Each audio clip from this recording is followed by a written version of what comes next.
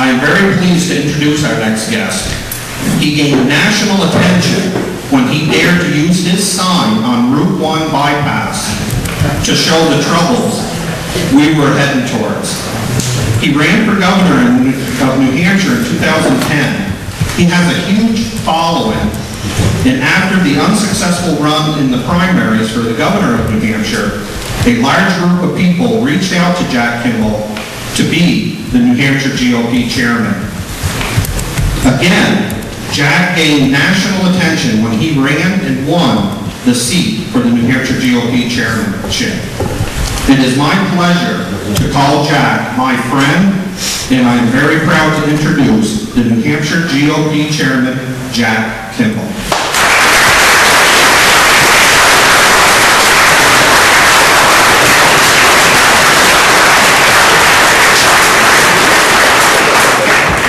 Well, thank you for the nice reading. Thank you, Joe. Thank you very much. Listen, folks, we're entering a period, particularly here in New Hampshire, that is quite profound. We have a duty, not only to our state, but to our country, to make absolutely certain that we put forth from this state a primary winner for President of the United States that goes on to become the next President of the United States.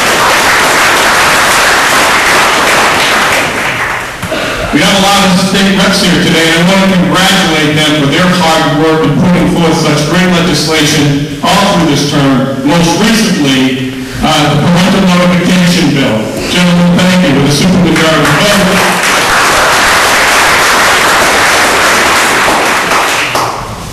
I also want to say a few words about the right to work.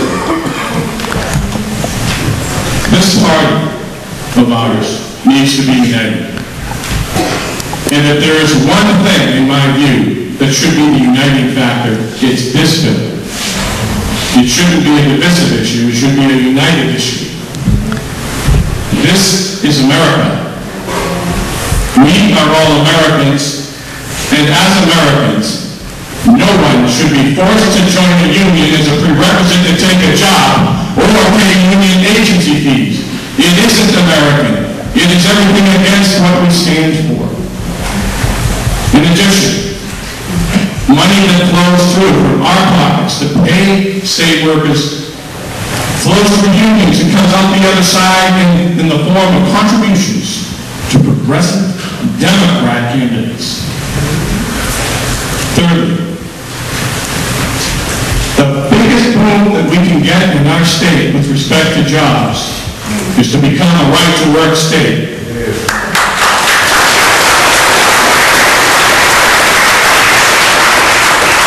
Only look at what's going on right now with the NLRB and South Carolina with respect to voting to understand what's happening in our country. We are going to fight for the very soul of this nation. You have seen it in Wisconsin. You have seen it in Illinois. You have seen it in Ohio, and you have seen it in New Hampshire. That's what we're up against. We must override John Lynch's veto on right to work. It is our duty, it's part of our platform.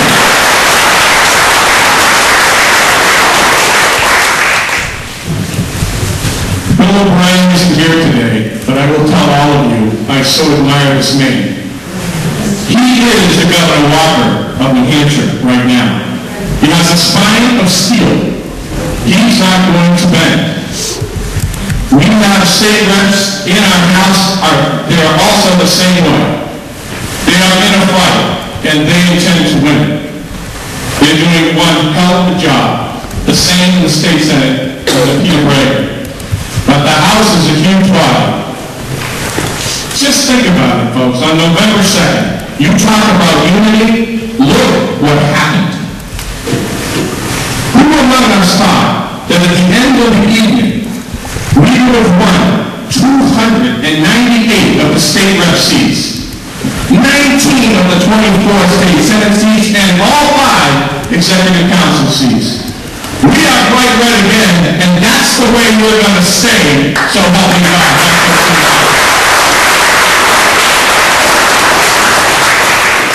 didn't happen by accident. And Ovide was one of the candidates, and many candidates, both federal and state candidates, that were out around this state. We're all basically talking about the same things. Small government, reduced spending, tax cuts, individual liberty, and getting back to our constitutional values. That's why everyone came together. Because for the most part, all the candidates were speaking the same language. And at the end of the day, all of the old-time Republican activists that have been in the trenches for so many years, and all the new folks that decided to get involved, and some of them for the first time, came together for a tsunami victory on November 2nd. Our work isn't done. We have to do it again. This time out, we must elect a Republican governor. We have to do it this time so that we can make life a lot easier for our state reps and state senators with passing legislation.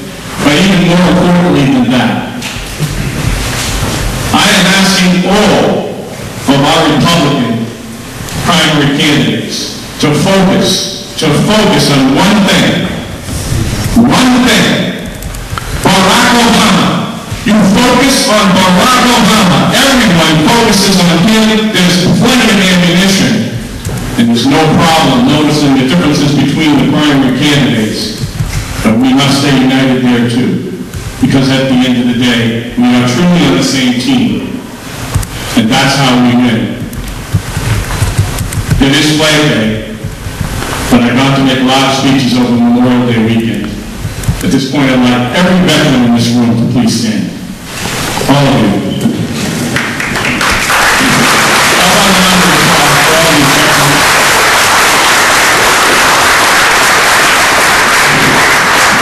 Sometimes it's easy to forget that it is because of them that we have been blessed to live in the greatest country that God gave man, and we can never forget it. I think of my dad, God rest his soul. He fought every major battle in the Second World War in the Pacific. His ship USS Boise wasn't in Pearl Harbor that day, so it became part of the remnants of the 7th Fleet. But all the blood and treasure lost with the greatest generation fighting back against Japanese imperialism, Nazism, and the other front. Then we went to Korea, fighting back against communism from the north to the south. Then came Vietnam. I'm a Vietnam era veteran. Didn't go to Vietnam. They had the intelligence to send me up in the North Atlantic on an aircraft carrier. That's where I was. But again, we were fighting back against communism from the north to the south. Then came the greatest president in, certainly I think in my lifetime, Ronald Reagan. Ronald Reagan completely collapsed the Soviet Union. Again, but ladies and gentlemen, I look at what has happened. All the blood and treasure lost. People, the loss of life. People who were psychologically and physiologically damaged for life. The sacrifices of the families that supported them. All of it. And I look at what we did. Look at who we put in the ranks. You think about that, and you realize the profound responsibility that we have this time. In my view, if we re-elect this man, all that all of those people have fought and died for is completely in vain. In 2012, we have a choice to make. We will decide whether we want to become a socialist, European-oriented country, or we fight back.